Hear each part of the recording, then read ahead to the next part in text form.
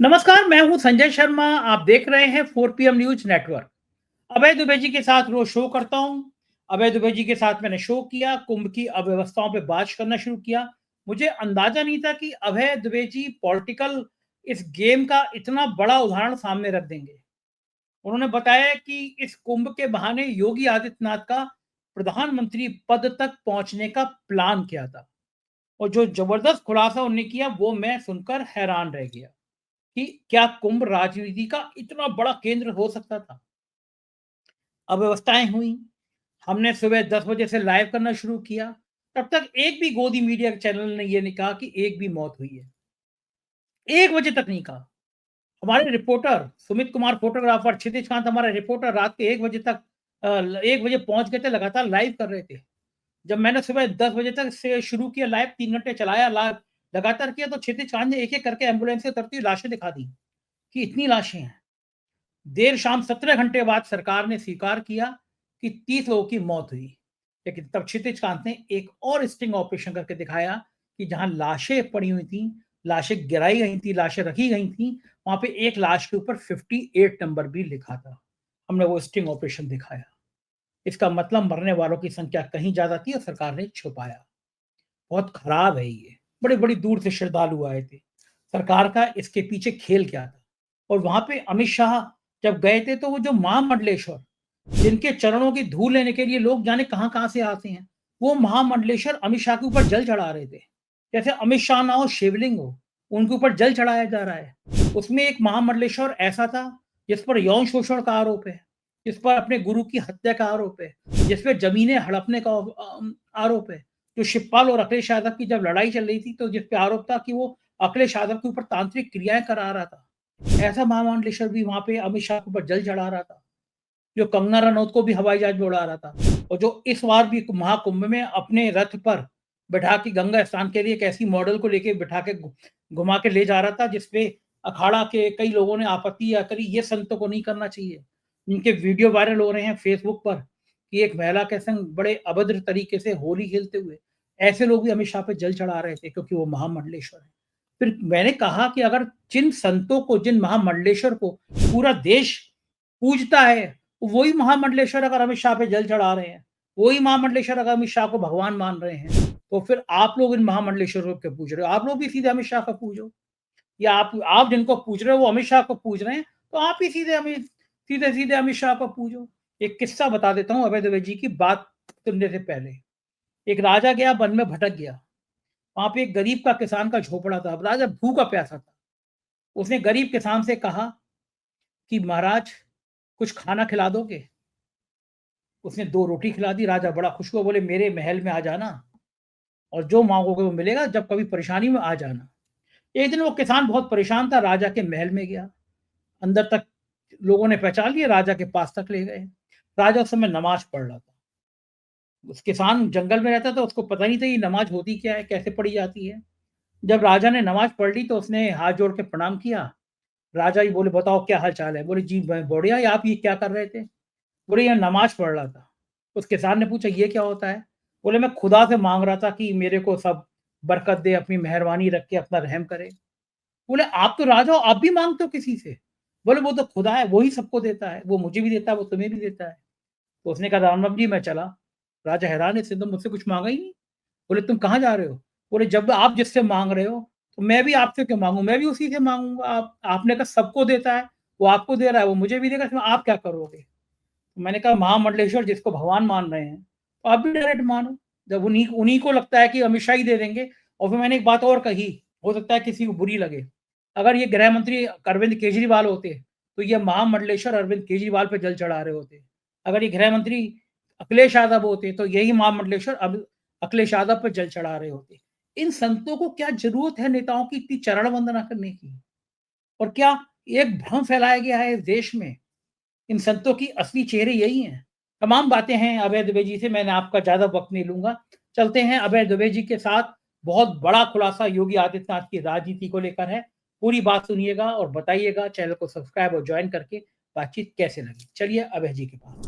4 PM news network में स्वागत है अभय दुबे जी आपका। कुंभ में, महाकुंभ में एक बड़ा हादसा हुआ। पूरी तरह से अफसरों की सरकार की लापरवाही के चलते हुआ। हम्म, तो खास बातें हैं जिनसे मैं आज की 3 खास बातें हैं, जिनसे मैं आज की हम्म, शुरुआत करना चाहता हूँ बातचीत की। हम्म, पहली बातचीत तो ये कि आज मैं आज तक चैनल के प्रति नमन हो गया। मुझे लगा कि इससे अच्छी पत्रकारिता की नहीं जा सकती हम्म, और एक मुझे लगता है इससे ज़्यादा अच्छी पत्रकारिता होती भी नहीं होगी। आज जो हम्म, उम, नमूना पेश किया आज तक ने, वो लाजवाब था। मैं आपको पढ़ के सुना देता हूँ, आप भी बड़े वो करेंगे, वो बधाई देंगे आज तक को। आज तक लिख रहा है कि कुंभ मेले में हादसा कोई नई बात नहीं है। 1954 में भी स्वतंत्र भारत का पहला कुंभ प्रयागराज में आयोजित हुआ था। भारी भीड़ के कारण भगदड़ मच गई, 8 से लोगों की जान चली गई। इसके बाद 1986, 2003 और 2010 में भी अलग-अलग कुंभ मेले में भगदड़ की घटनाएँ हुई। तो आज तक पहली बड़ी खबर ये कि आज तक ने जो सरकार की तारीफ में जो ट्वीट किया, उसकी मैं जितनी तारीफ करूँ कम है, क्योंकि मैंने 10 बजे लाइव शुरू किया, साढ़े 3 घंटे लाइव किया। तब तक किंग गोदी मीडिया के चैनल पे कहीं एक खबर लाइन की खबर नहीं आ रही थी कि किसी की मौत हुई है। और हमारे रिपोर्टर क्षितिज कांत पोस्टमार्टम हाउस में मौजूद थे। लगातार एक के बाद वहाँ एम्बुलेंस से लाशें उतर रही थी, हम दिखा रहे थे। दूसरी बड़ी बात, जिस समय प्रयागराज में लोग बिलख रहे थे, रो रहे थे, अपने-अपने परिचित जो खो गए हैं, उनकी लाशें ढूँढ रहे थे, ठीक उसी पल में प्रधानमंत्री जी दिल्ली में रैली कर रहे थे कि दिल्ली में भारतीय जनता पार्टी की सरकार बनना तय है। केजरीवाल ने बड़ा गलत, मतलब मैं शॉक था कि इतनी लाशें गिर रही हैं वहाँ पे प्रयागराज में, महाकुंभ में, कोई प्रधानमंत्री इस बीच में रैली कैसे कर सकता है? और तीसरी बड़ी महत्वपूर्ण बात कि 6 साल पहले जब प्रयागराज में कुंभ लगा था, एक आईएएस अफसर हैं विजय किरण आनंद को मेला अधिकारी बनाया। इम्पोर्टेंट पद होता है मेला अधिकारी। कैग ने जाँच करी, उस कुंभ के ऑडिट किया और बताया कि इसमें सैकड़ों करोड़ का घोटाला हुआ है कुंभ में। शौचालय बनाने में, टेंट सिटी बनाने में, तरह-तरह की बल्ली सप्लाई में तरह-तरह के घोटालों की पूरी विस्तृत रिपोर्ट। उम्मीद थी कि सरकार, चूँकि कुंभ तो हिंदुओं की सरकार का ब्रांड है, तो विजय किरण आनंद सस्पेंड होंगे, गिरफ्तार होंगे, जेल जाएँगे। ये कुछ नहीं। ना भी होता चलो कोई बात नहीं, ऐसे तमाम बेईमान अफसर इस सरकार में मौज काट रहे हैं। लेकिन ये जो महाकुंभ हुआ इस बार, उसका मेला अधिकारी उसी विजय किरण आनंद को फिर बना दिया गया, नतीजा हमारे सामने है। 3 बातें मैंने आपको बताई, तीनों पे आपकी टिप्पणी जानना चाहता हूँ। देखिए, आपने आज तक की पत्रकारिता से बात शुरू की, मैं भी वहीं से अपनी बात शुरू करूंगा। आज तक ने जो लिखा है वो पूरी तरीके से भारतीय जनता पार्टी की थीसिस है। आज सुबह से ही भारतीय जनता पार्टी के जितने भी प्रवक्ता हैं, चाहे वो प्रेम शुक्ला हो, चाहे वो भाटिया साहब हो, कोई भी हो, वो सारे के सारे अतीत के कुंभों में क्या क्या हादसे हुए हैं वो एक पर्ची पे नोट करके लाए और वो उन्हें टीवी पे पढ़ रहे हैं। आज तक में और उनमें केवल ये फर्क ये है कि उन्होंने 1954 के कुंभ में जवाहरलाल नेहरू को भी जोड़ दिया है भारतीय जनता पार्टी वालों ने, कि भारतीय के जवाहरलाल नेहरू मौनी अवस्था के दिन उसमें कूद गए इस संगम में, तो उसकी वजह से 800 लोगों की जान गई। ये भारतीय जनता पार्टी कह रहे हैं। आज तक वाले केवल जवाहरलाल नेहरू को नहीं ला रहे हैं, बाकी सारी बातें वो वही कह रहे हैं जो कि भाजपा वाले कह रहे हैं। तो मेरा मानना यह है कि भाजपा की थीसिस में और भाजपा की प्रवक्ताओं की थीसिस में और आज तक की इस थीसिस में कोई फर्क नहीं है। ये जो बात कही जा रही है, इसकी तरह सोचिए, दुनिया में कहीं भी बड़े पैमाने पर भीड़ जमा होती है तो वहां पे हादसे के अंदेशे होते हैं। जब सऊदी अरब में लोग हज करने जाते हैं मक्का मदीना में, वहां भी हादसे हो चले हैं। जब शैतान के ऊपर पत्थर मारे जाते हैं, वहां पर मुसलमान श्रद्धालु पत्थर मारते हैं, तो वहां भी काफी बड़े बड़े हादसे हुए हैं। दुनिया में सब जगह ऐसा होता है। सवाल ये नहीं है कि अतीत के हादसों को बताना शुरू कर दें आप, ताकि आपने जो गलती की है या तो वो छिप जाए या उसका महत्व कम हो जाए, और बात को इस तरीके से पेश कर रहे हैं कि ये सब तो होता ही रहता है। तो ये जो पूरा हो रहा है मामला, ये इस पूरे मामले पर किसी न किसी तरीके से ये छिपा दिया जाए या इसके महत्व को घटा दिया जाए। इसमें एक और हो रहा है, इसमें जज्बाती होने का नाटक भी हो रहा है और उसमें भी आज तक शामिल है। आज तक के ऊपर योगी आदित्यनाथ को विशेष रूप से दिखाया गया। योगी आदित्यनाथ ने इसके ऊपर अपना हादसे के ऊपर अपना वक्तव्य दिया और जज्बाती हो गए। और उसके बाद तरीका आप देखिए पत्रकारिता का, पहले योगी आदित्यनाथ का पूरा वक्तव्य दिखाया जाता है, फिर उसके ऊपर एंकर साहब प्रकट होते हैं, एंकर साहब फिर से उनके उस वक्तव्य के टुकड़े दिखाते हैं और बगल में लिखा हुआ आता है कि मुख्यमंत्री जो है वो भावुक हुए। तो इस प्रकार से पूरा एक खबरिया चैनलों द्वारा, जिसको हम लोग गोदी मीडिया कहते हैं, एक प्रपंच रचा जा रहा है ताकि इस पूरी खबर के महत्व को कम किया जाए, इसको हल्का किया जाए। ये पूरी कोशिश हो रही है। सुबह से मैं तो यही कोशिश देख रहा हूं कि यही हो। अब आप इसका एक राजनीतिक पक्ष है।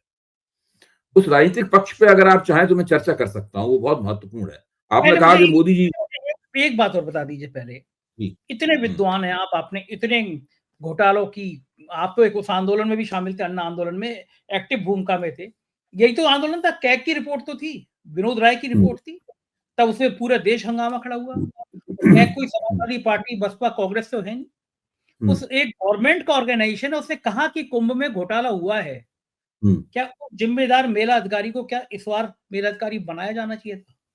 बिल्कुल नहीं बनाया जाना चाहिए था। उस रिपोर्ट के ऊपर सरकार को तो ये बताना चाहिए था कि उस रिपोर्ट के आधार पर सरकार ने क्या जांच की। भाई कैग ने मान लीजिए घोटाला इंगित किया था तो सरकार को उसके ऊपर जांच बैठानी चाहिए थी। और जांच में अगर वो अधिकारी क्लियर कर दिया जाता कि भाई इसने कोई गड़बड़ी नहीं की, अगर जांच की रिपोर्ट ऐसी होती तो ठीक है, आप उसको बाकी जिम्मेदारियां दे सकते हैं और दोबारा फिर जिम्मेदारी दे सकते हैं। लेकिन ऐसी तो कोई खबर है नहीं कि उस पर जांच की गई हो, जांच में उस खिलाड़ी को, उस अधिकारी को हरी झंडी दे दी गई हो, वो क्लीन चिट दे दी गई हो। ऐसा तो कुछ सुनने में आता नहीं है। तो उसको तो बिल्कुल बनाना ही नहीं चाहिए था। दूसरा एक बात और है कि अगर मान लीजिए जांच में वो किसी तरह निकल भी गया हो, तब भी सीएजी रिपोर्ट में अगर कुंभ जैसी जगह के किसी मेला अधिकारी के खिलाफ कोई संशय की बात आती है, कोई उंगली उठती है, तो उसको मत आप दीजिए ये जिम्मेदारी, किसी दूसरे को जिम्मेदारी दीजिए। तो वो नए नए से काम करेगा। और तो लेकिन ये तो बिल्कुल नहीं करना चाहिए था। अब आपने कहा कि मोदी जी यहाँ पे दिल्ली में भाषण दे रहे थे और कह रहे थे कि आम आदमी पार्टी सत्ता से बाहर होने वाली है, भाजपा सत्ता में आने वाली है। देखिए, भारतीय जनता पार्टी एक राजनीतिक दल है और एक राजनीतिक दल के लिए राजनीति ही सब कुछ होती है, लेकिन इसकी एक सीमा होती है। राजनीति ही सब कुछ है, लेकिन इसकी एक सीमा होती है। भारतीय जनता पार्टी किसी सीमा को नहीं मानती है। नरेंद्र मोदी केवल वही काम करते हैं जिसका राजनीतिक फायदा और नुकसान हो, इससे अलग हटकर वो कुछ भी नहीं करते हैं। और बिल्कुल उसी के पैटर्न पर योगी आदित्यनाथ उससे भी 2 कदम आगे बढ़कर, और भी मैं तो सोचता हूं मोदी जी से भी ज्यादा आक्रामक होकर वो सारे काम राजनीति की खातिर करते हैं। ये जो कुंभ किया जा रहा है, ये करीब 2 महीने से लगातार, कुंभ के आयोजन के 2 महीने, 1.5-2 महीने से ही लगातार बहुत से पत्रकारों ने इस बात का भंडाफोड़ किया है। बहुत से पत्रकारों ने इस बात को उजागर किया है कि इस कुंभ के पीछे कौन-कौन से राजनीतिक उद्देश्य काम कर रहे हैं। योगी जी इस कुंभ के जरिए एक तीर से कई शिकार करना चाहते थे, लेकिन उसमें एक शिकार बहुत बड़ा था। उनको कहीं से किसी ने योगी जी को बता दिया कि 2013 का जब कुंभ हुआ था, तो वहां पर धर्म संसद की बैठक हुई थी और उस धर्म संसद की बैठक का जो कंक्लूडिंग सेशन था, यानी जो 5 फरवरी 2013 को आयोजित किया गया था, यानी उसका अंतिम सेशन जो था, उपसंहार वाला सेशन था, उस सत्र में धर्म संसद में कई हिंदू साधु सन्यासियों ने नरेंद्र मोदी का नाम भारतीय जनता पार्टी के प्रधानमंत्री पद के उम्मीदवार के तौर पर प्रोजेक्ट किया। और एक तरह से जैसे इस तरह के कार्यक्रम में होता है, हो हल्ले के बीच में हाथ उठा के कोई भी प्रस्ताव पास कर लिया जाता है। ये कार्यक्रम तो इसी प्रकार के होते हैं, धर्म संसद तो इसी प्रकार का संगठन था। तो उसमें नरेंद्र मोदी का नाम 2013 के इस धर्म संसद में प्रधानमंत्री पद के उम्मीदवार की तरह पास कर लिया गया। ये असल में एक तरह से भाजपा के आला कमान के कुछ नरेंद्र मोदी को जो प्रधानमंत्री पद का उम्मीदवार नहीं बनाना चाहता था, उसके ऊपर दबाव डालने का एक तरीका था। इसके जरिए उसके ऊपर दबाव डालने की बनाया गया। तो योगी जी को शायद उनके सलाहकार ने समझाया कि कुंभ इसके लिए बहुत बड़ा जो है वो मौका है।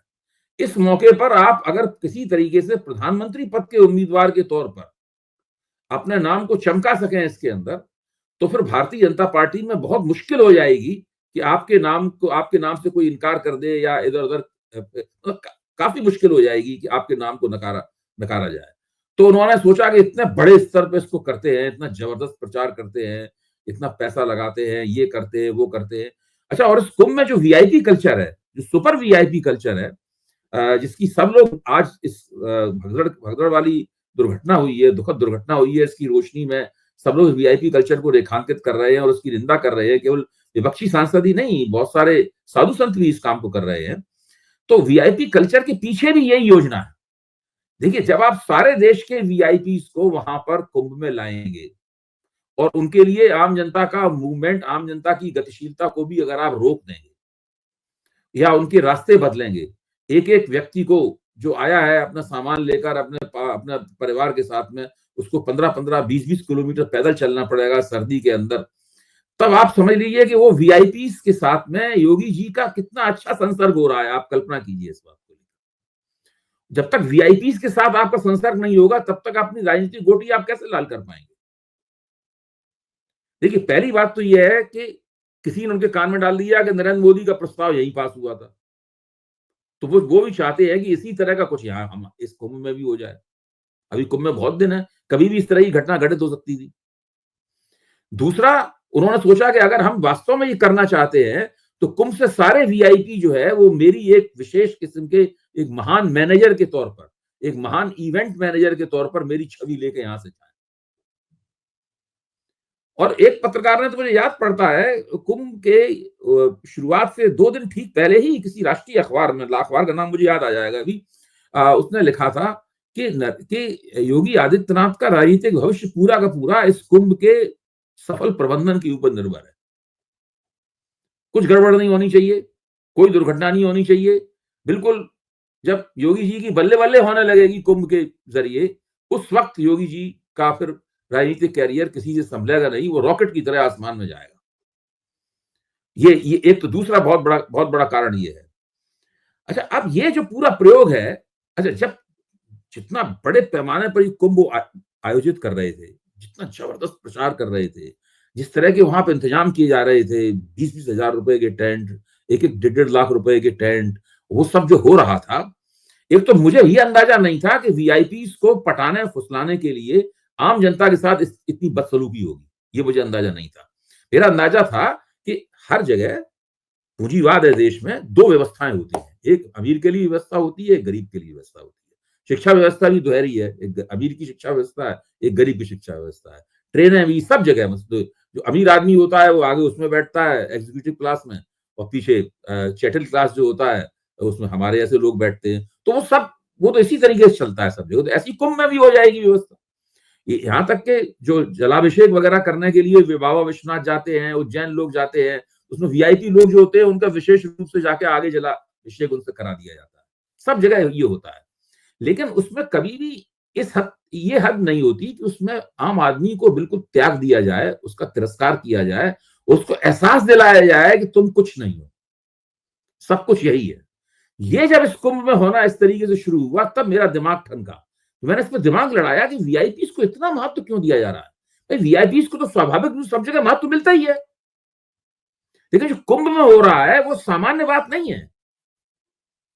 एक तो बहुत बड़े बड़े महंगे रात में सोने के, ठहरने के इंतजाम, ऐसा लगता है जैसे कि वो पिकनिक मनाने के लिए वहां पे गए हो। अच्छा, जब वीआईपी इस तरह बड़े बड़े बहुत पैसे ऐसे खर्च करके या अपने रंग रुतबे के दम पे वहां पे इस तरीके से रहेंगे, फिर उसकी जो अखबारों में जो 4th पेज होता है, यानी जो मनोरंजन के पेज होते हैं, उसमें फिर वीआईपी तस्वीर भी छपती है। फिल्म स्टार्स खड़े हुए हैं अपने टेंट के सामने, एक फिल्म स्टार खड़ा हुआ है, 2 सुंदर स्त्रियों के गले में हाथ डाले हुए है इस तरीके से, हीरोइनें हैं या एक्ट्रेसेस हैं, गले में हाथ डाले हुए है और कुंभ की महिमा के बारे में चर्चा कर रहा है वो। और पीछे बिल्कुल सजा बजा एक टेंट है, टेंट उसकी पृष्ठभूमि है। तो जब हो रहा है वहां पर, तब फिर मुझे लगा कि कुछ ना कुछ तो होगा, इसमें होने वाला है, इसमें जरूर। और वही हुआ। कई लोगों ने ये तय किया, आम लोगों ने ये तय किया कि वो केवल एक बार डुबकी नहीं लेंगे, वो कई बार डुबकी लेंगे। उनका कहा, भाई हम एक बार में हम संतुष्ट नहीं है, हम कई बार में हम बार बार डुबकी लेना चाहते हैं। सब ये कह रहे हैं कि हम वहीं संगम पे, जिसको संगम की नोज कहा जाता है, हम वहीं पे कुंभ की वहीं पे डुबकी लेंगे। तो इस प्रकार की भावनाएं भी इसकी प्रतिक्रिया में फैलती हैं। मैं एक विश्लेषण कर रहा हूं कि आखिरकार वो साइकोलॉजी क्या है जिससे आम जनता भी प्रभावित होती है कहीं ना कहीं। तो ये जो दुर्घटना हुई है, इस दुर्घटना के में बहुत सारे कारण काम कर रहे हैं। दूसरे, अभी एक पुराने पूर्व पुलिस अफसर ने एक बड़ी अच्छी बात कही। हालांकि थे तो वो सरकार के और भाजपा के ही समर्थक, लेकिन उन्होंने एक बात अच्छी कही अपने तजुर्बे से। उन्होंने कहा कि जब उनको ट्रेनिंग दी जा रही थी, उन्होंने बताया कि उनकी पहली पोस्टिंग कुंभ में ही हुई थी, रिटायर हो चुके हैं। उन्होंने कहा जब मुझे ट्रेनिंग दी जा रही थी, मुझे ट्रेनिंग देने वालों ने कहा था कि पानी और भीड़ ये लगातार चलती रहनी चाहिए। जब पानी रुक जाता है कहीं तो समझ लीजिए प्रलय हो जाता है, और भीड़ रुक जाती है तो समझ लीजिए भगदड़ मच जाती है और दुर्घटना होती है। जब वहां पर भीड़ रुक गई और उसने कहा हम यहीं रुकेंगे, और जैसे ही तथाकथित अमृत स्नान का, इसको अमृत स्नान कहने लगे हैं, पहले तो अमृत स्नान नहीं कहा जाता था, तो ये अमृत स्नान का वो मुहूर्त आएगा, वैसे ही हम संगम में डुबकी लगाने के लिए झपटेंगे, और वहीं पे वो सोने लगे। इसका मतलब वहां पे भीड़ रुक गई। मैं उनकी मदद से ये विश्लेषण करना समझना चाहता हूं। भाई ये हम पिछले तरीके से किसी के ऊपर इल्जाम नहीं लगा सकते, लेकिन साफ दिख रहा है कि जब आप किसी तीर्थ स्थल का, किसी धार्मिक गतिविधि का, किसी आध्यात्मिक महत्व की गतिविधि का राजनीतिकरण करेंगे, उससे अपनी राजनीतिक गोटी लाल करना चाहेंगे, तो उसके कैसे कैसे विषम और भीषण परिणाम निकल सकते हैं। अभी 3 तारीख को फिर एक बड़ा स्नान है। उस दिन क्या होगा इसकी हम लोग अभी कोई कल्पना नहीं कर सकते। कौन सी दुर्घटना होगी, किस तरीके से चीजें प्ले आउट होंगी वहां पे, कोई किसी को नहीं पता। अब योगी जी ने एक और वक्तव्य दिया। योगी ने वक्तव्य दिया कि कुंभ से उत्तर प्रदेश सरकार 2 लाख करोड़ रुपए कमाएगी। क्या सरकार के लिए एक तीर्थ स्थल, एक आध्यात्मिक क्षण कमाई का जरिया होना चाहिए? क्या वो एक बिजनेस प्रपोजिशन होना चाहिए? ये योगी जी का वक्तव्य है, अखबारों में छपा है, नेट पे उपलब्ध है कि कुंभ से उत्तर प्रदेश के खजाने को 2 लाख करोड़ रुपए का फायदा होगा। हुआ ये कि जब लोगों ने आरोप लगाया कि आप 15,000 करोड़ रुपए आपने खर्च किया इसके अंदर, तो उन्होंने जवाब दिया कि हम 2 लाख करोड़ रुपए कमाएंगे इससे। अच्छा, तीसरा उनका मकसद ये था कि हम यूपी को उसमें ब्रांड यूपी बना देंगे, हम इतना बढ़िया यहाँ के इंतजाम करेंगे, ब्रांड यूपी की इमेज चमक जाएगी, और फिर हम यूपी की जो $1 ट्रिलियन की, यानी 1 खरब डॉलर की जो इकोनॉमी बनाना चाहते हैं, उस इकोनॉमी बनाने में हमें सफलता प्राप्त होगी। तो मैं कह रहा हूं एक तीर से कई शिकार करना चाहते थे, और सबसे बड़ा तीर वो था कि हम किसी तरह प्रधानमंत्री पद के उम्मीदवार के तौर पर इसी कुंभ में हमारी दुंदुभी बच जाए। अच्छा, अब दिक्कत की बात यह है कि जब आप इतना बड़ा इंतजाम करते हैं तो दुधारी तलवार पे चलते हैं। पता नहीं कौन सी धार आपको घायल कर दे। आप एक धार से बचाएंगे, दूसरी धार आपको घायल कर देगी। कहीं नहीं, इस तलवार में तो कई धारें होती हैं। ये 2 धारों वाली तलवार नहीं है, ये कई धारों वाली तलवार है। तो योगी जी को पहला घाव तब लगा जब गीता प्रेस गोरखपुर के पंडाल में आग लग गई सिलेंडर फटने से, और पूरा का पूरा पंडाल सुहा हो गया। उन्हें फिर में लखनऊ से दौड़ के आना पड़ा। अब ये वाला घाव बहुत बड़ा लगा है, जिसके अंदर अभी पता ही नहीं है कि कितने लोग मरे हैं। पहले 20 की घोषणा की गई, वो भी 17 घंटे बाद।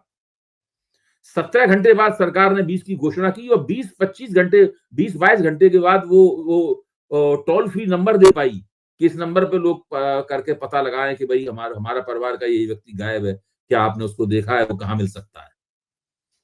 ये तो स्थिति है। मैं 17 घंटे बाद तो स्वीकार किया, गोदी मीडिया का चैनल कोई कह नहीं रहा था, और मेला अधिकारी का एसएसपी वो कह रहा था कि कोई भगदड़ ही नहीं मची है, थोड़ी भीड़ ज्यादा हो गई थी। ये अफवाहें मत फैलाइए आप। जिस समय वो ये कह रहा था उस समय तक 4 PM मैं लाइव कर चुका था, 10, 15, 20 लाशें मैं दिखा चुका था, क्षितिज वहां खड़े हुए थे, एम्बुलेंस दिखा चुका था कि 6-6, 7-7 एम्बुलेंस पीछे कर दी गई थी कि मीडिया को पता ना चले। हर एम्बुलेंस से 2-2 शव उतर रहे थे। ये वाक्य था कि चीजों को छुपाया जाए।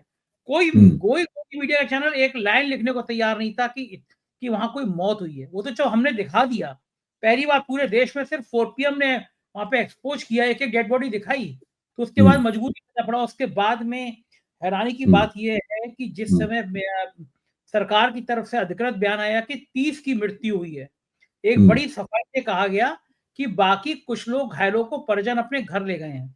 उस समय हमारे रिपोर्ट क्षितिज का फिर एक कोशिश करी, खतरा लिया, पोस्टमार्टम हाउस में गया, और वहां पे लाश के ऊपर, एक डेड बॉडी के ऊपर 58 नंबर लिखा था। हमने वो स्टिंग ऑपरेशन भी दिखाया, स्टिंग ऑपरेशन किया उसने। तो अगर वहाँ पे सफ़ेद-सफ़ेद चादरों में शव लिपटे हुए हैं, सब पे नंबर पड़ा है, तो ये तो संभव नहीं है ना कि 15 से शुरू हो जाए, 58 तक चला जाए। किसी डेड बॉडी के ऊपर अगर 58 नंबर लिखा है, इसका मतलब कैजुअल्टी 58 हुई है। नहीं, आप बड़ी गंभीर बात कह रहे हैं। देखिए, आप हुँ। बड़ी गंभीर बात कह रहे हैं और आपके पास अपनी बात का प्रमाण भी है स्टिंग ऑपरेशन के तौर पर। मुझे तो लगता ये है कि जिस तरह की घटना हुई है, जिस तरह टीवी पे हम लोग देख रहे थे और मैं देख रहा था, मेरी पत्नी देख रही थी, कितने बड़े पैमाने पर एम्बुलेंसेस वहाँ पे मौजूद थी, उसमें लाशें डाली जा रही थी और खुद कई पत्रकार लोग भी जो भले ही गोदी मीडिया के हों, लेकिन जब वहाँ पत्रकार वहाँ पे मौके पर रिपोर्टिंग करता है, जो स्टूडियो में नहीं बैठा हुआ, मौके पर रिपोर्टिंग करता है, तो बहुत सही बातें उसके दिमाग मुँह से निकल जाती हैं। क्योंकि वो फिर अपने आप को रोक नहीं सकता, होता तो वो पत्रकार ही है, क्योंकि वो मौके की नज़ाकत होती है।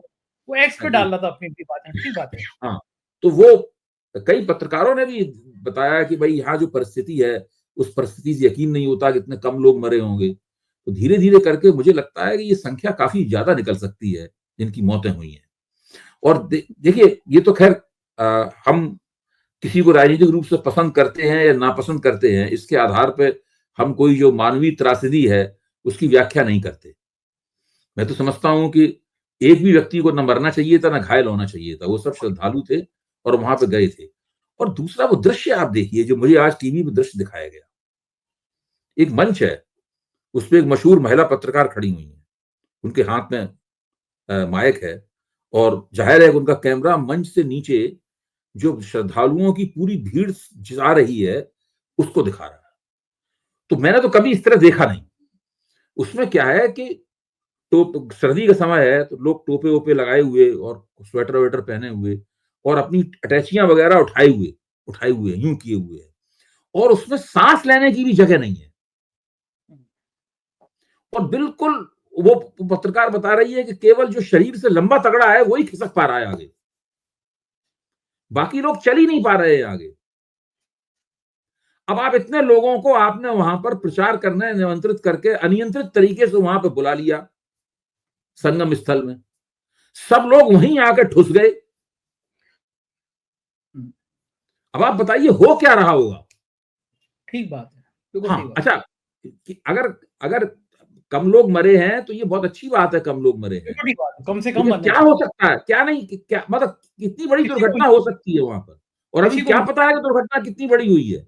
ठीक, बिल्कुल सही बात। ये सब क्या हो रहा है? मतलब आप धर्म का जो राजनीतिकरण कर रहे हैं, अध्यात्म को तो अध्यात्म नहीं रहने दिया।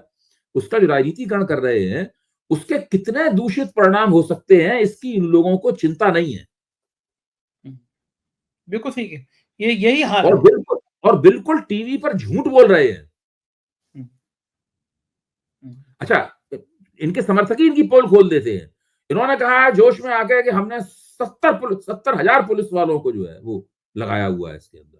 हुँ, तो जो वहाँ पुलिस वाले पूर्व आईजी सज्जन थे, उन्होंने कहा कि अगर 70,000 पुलिस वाले तैनात हैं और इतने करोड़ लोग हैं, तो 10,000 लोगों के ऊपर एक पुलिस वाला हुआ। ठीक बात है, तो 10,000 लोगों में पुलिस वाला होगा तो वो क्या नियंत्रण करेगा? सिवा सही माइक पे बात। अनाउंसमेंट करने के अलावा। वही हो रहा है और आप मेला सोचिए, अधिकारी आपने 5 करोड़ आपने खुद ही आप योगी जी कह रहे हैं कि 7 करोड़ लोग डुबकी लगाएँगे। बिल्कुल यानी ठीक बात। 7 या 10 5 तो उन्होंने 5 शब्द का इस्तेमाल ही नहीं किया। मेरे ख्याल से या तो उन्होंने 7 करोड़ कहा था या 10 करोड़ कहा। और जिस वक़्त वहाँ दुर्घटना हुई वहाँ पर, उस वक़्त बताया जाता है कि वहाँ 2 करोड़ से ज़्यादा लोग नहीं थे। 2 करोड़ लोग भी हालाँकि बहुत होते हैं भाई। बहुत होती 2 है। करोड़ लोग मैं 2 करोड़ लोगों को कम नहीं मानता हूँ, कोई नहीं मानता 2 करोड़ लोगों को कम। एक जगह 2 करोड़ लोग आ जाएँ कितना हिंदुस्तान में कितनी ऐसी जगह है यहाँ पे एक साथ 1 करोड़ लोग भी जमा हो सकें। अच्छा अभय जी दिल्ली में ऐसा कोई मैदान नहीं है, दिल्ली में ऐसा कोई मैदान नहीं है जहाँ पे 10 लाख लोग भी जमा हो सकें। सही बात है। अबे जी मजे की बात ये एक चार्ट आया था, उन्होंने चार्ट में दिखाया था कि अगर सभी ट्रेनें फुल हों, सभी फ्लाइटें फुल हों, तब हुँ। भी संख्या 1 करोड़ से ऊपर नहीं पहुँच सकती। हाँ, करोड़ कहाँ से आ जाएँगे? हाँ। दूसरी बात, हुँ। जो व्यक्ति, जो मशीनें 10 करोड़ की संख्या गिन के बता देती हैं कि 10 करोड़ लोगों ने स्नान कर लिया, वो हुँ। कितने मरे, ये नहीं गिन पाई 17 घंटे तक। 10 करोड़ गिन लिए लेकिन कितने गायब हैं, कितने मरे ये इनको नहीं पता। मेरा कहना है कि करोड़ तो इसलिए बताए जाते हैं ताकि आप अपने अपने अपने अपने अपने इंतजाम को बढ़ा चढ़ा के बता सकें, हैं? उसको बता सकें कि अरे हमने कितना जबरदस्त इंतजाम किया। आप ये छोड़ दीजिए वो कितने लोग आए थे, लेकिन जो दिख रहे थे संजय जी वो बहुत ज्यादा थे और जगह उनके मुकाबले बहुत छोटी थी। देखिए बहुत से लोगों का तो वहां पर सांस घुट जाने से उनको मर जाना चाहिए। बिल्कुल सही बात है। बहुत से लोगों को इधर उधर से दबाव पड़ने से उनको बीमार पड़ जाना चाहिए। ठीक बात, व्यवस्था बहुत आती है। अच्छा, हाँ, जिनका जो हार्ट के मरीज हैं, जिनको शुगर है, जिनकी सांस फूलती है, वो तो उस परिस्थिति में जिंदा ही नहीं रह सकते। बिल्कुल ठीक है अभय जी। इस बीच में एक चीज पे मैं और चर्चा करना चाहूंगा। ये तस्वीर जो आप सामने देख रहे हैं, अमित शाह जी स्नान कर रहे हैं और ये हमारे महामंडलेश्वर जी उनके ऊपर जल चढ़ा रहे हैं, उनके उनके ऊपर। तो मैंने आज के लाइव में कहा कि इस देश के लाखों करोड़ों लोग इन महामंडलेश्वरों की पूजा करते हैं और ये महामंडलेश्वर अमित शाह की पूजा कर रहे हैं। ऐसा लग रहा है कि शिवलिंग है जिनके ऊपर ये महामंडलेश्वर जल चढ़ा चढ़ा के विभूत है। और इसमें से एक महामंडलेश्वर वो है जिसपे यौन शोषण का आरोप लगा था, जो कंगना रनौत को अपने संग हेलीकॉप्टर में घुमा रहा था, जिसके रथ पे एक रिछारिया रिछारिया करके एक मॉडल बैठी हुई थी। खुद अखाड़ों ने आपत्ति लगाई थी। जो अखिलेश यादव पर तांत्रिक क्रिया कराने के लिए चर्चित था, तो शिवपाल यादव के संग मिलकर खेल कर रहा था जब दोनों में लड़ाई थी। इतना विवादित जमीन कब्जे में उसका नाम, अपने गुरु की हत्या में उसका नाम, और वो अमित शाह पे जल चढ़ा रहा है। वो अंबानी की शादी में भी था। तो ये महामंडलेश्वर अगर ये जल अमित शाह पे चढ़ा रहे हैं, तो मैंने कहा लाइव में अमित शाह पे नहीं चढ़ा रहे हैं। अगर देश का गृह मंत्री अरविंद केजरीवाल होता तो ये महामंडलेश्वर केजरीवाल पे चढ़ा रहे होते। अगर अखिलेश यादव होते तो ये महामंडलेश्वर अखिलेश यादव पे चढ़ा रहे होते। तो क्या देश के जनमानस को ये नहीं समझना चाहिए कि जिन संतों की तुम पूजा कर रहे हो वो देश के गृह मंत्री की पूजा कर रहे हैं? तो डायरेक्ट तुम ही गृह मंत्री की पूजा कर लो। ये तुम्हारे संत किसी काम के नहीं है। एक व्यक्ति पे, गृह मंत्री पे जल चढ़ा रहे हैं महामंडलेश्वर। क्या क्या संजय जी आप जो कह रहे हैं उससे पूरी तरह सहमत होते हुए मैं आपसे एक प्रति प्रश्न करता हूँ, एक काउंटर क्वेश्चन करता हूँ आपसे।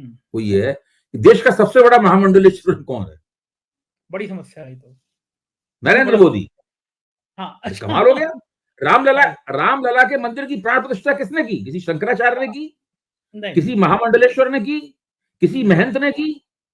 योगी आदित्यनाथ गोरखपीठ के महंत हैं, जो कि ऐतिहासिक दृष्टि से देश की बहुत ही प्रतिष्ठित मठ है देश का। मैं कहता हूं नरेंद्र मोदी ऐसी 100 गोरखपीठों के महंत हैं। उनकी पूरी योजना थी देश में अपने मंदिर बनवाने की, उसमें खुद अपनी मूर्ति की प्राण प्रतिष्ठा करने की। तभी तो कह रहे थे कि मैं नॉन बायोलॉजिकल हूं। तो मैं ये कह रहा हूं कि आजकल के नेता जो हैं वो सब जो अपने आप को विष्णु भगवान का अवतार कह रहे हैं, वो कल की पीठ की प्राण प्रतिष्ठा करने के लिए जा रहे हैं, वो रामलला के मंदिर की प्राण प्रतिष्ठा करने के लिए जा रहे हैं, वो अबू धाबी में मंदिर है उसकी प्राण प्रतिष्ठा करने के लिए जा रहे हैं। देखिए वो देश के सबसे बड़े महामंडलेश्वर, सबसे बड़े शंकराचार्य और सबसे बड़े महंत हैं। इसलिए जो सत्ताधारी नेता है वही महामंडलेश्वर है। वो महामंडलेश्वर जो उन पर जल चढ़ा रहा था वो इस बात को अच्छी तरह जानता है। गजब है। लेकिन बहुत दुर्भाग्य है ये देश का कि अभी देश की भोली भाली जनता अभी भी नेताओं को जानती नहीं है। वो देश का एक इंसान जिसने हजारों करोड़ रुपए मार दिया, अनिल अंबानी, वो वहां पे उसको वीवीआईपी सुविधा मिली हुई है। बताइए, हजारों करोड़ रुपए देश से फ्रॉड कर चुका, मार चुका बैंक होके, वहां पे स्नान कर रहा है। धन है अभय जी। अंधेर नगरी चौपट राजा, टका शेर भाजी टका शेर खाजा। बहुत बहुत शुक्रिया, आपने इतनी बातें करी, धन्यवाद। तो ये थे अभय दुबे जी। आपने पूरी बातचीत सुनी, मुझको यकीन है ये बातचीत आपको पसंद आई होगी। तार्किक तरीके से बातचीत की गई है। अपनी राय से अवगत जरूर कराइएगा। शुक्रिया, थैंक यू।